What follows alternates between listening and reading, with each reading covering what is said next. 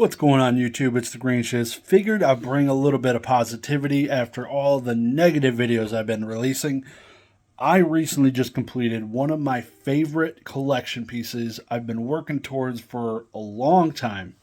I actually never thought I'd get it completed. A lot of these, they're not extremely low populations, but most of the stuff is like sub 30, sub pop 30, and there's 8 cards in the set. So I've been working towards this for a long freaking time.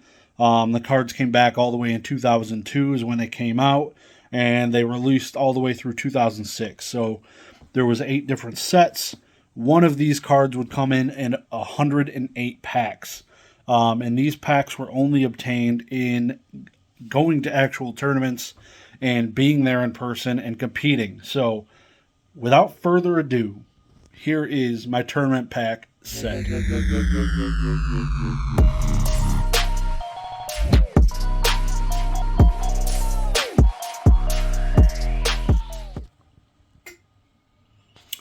Mechanical Chaser is a freaking boss monster. Shout out to Vintage Yu-Gi-Oh! Hooked me up with this final card I needed for a trade. Traded him some spiciness for this spiciness. Was pretty cool. This card still sees tons of play today inside of older formats. Absolute beast. When he flips, both players discard their hands, draw 5 cards. This guy's stats were unmatched for quite some time. 1850. Needleworm, one of my favorite arts of all time. Just love, like this, the color pops on these so well on the Needleworm. I have 2 of these actually in PSA 9. One of my favorite cards.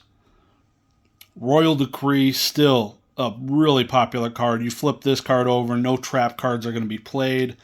Also, again, all of these are in PSA 9 mint condition. For the PSA 10s, the populations are extremely low for the most part. Actually, I want to say some of these, like the more popular one, this one is probably much higher, I'd say, than 30 in PSA 9. I can't remember, but the Morphing Jar, the Needleworm, the Royal Decree, they taper off a little bit. And then they get a little bit easier for the Luminous Soldier, Toon Cannon Soldier. But like I said, only one of these ultra rares would come in 108 packs. There's only one ultra rare per set. So Tournament Pack 5 only had one ultra rare, and this is it. Tournament Pack 4 had one ultra rare, and this is it. Similar for 3, 2, and 1. Really cool freaking cards. Toon Cannon Soldier. Beautiful freaking card. This was the original release of this card, which was in the Tournament Pack set. DD Warrior, this card when it came out had so much power and potential, being able to just banish any single card it touches essentially, which was pretty sick. This card was always a meme for me. Like, I saw it was popular in the show, but its ability just it was very situational, which is not great. There's always been way better cards. Like, pretty much this card was a boss monster. This was a boss monster. This was a boss monster. This was an awesome trap card. And they kind of fell off the later 4 sets. They weren't, like, when this card came out, everybody wanted to play 3 of them in their deck.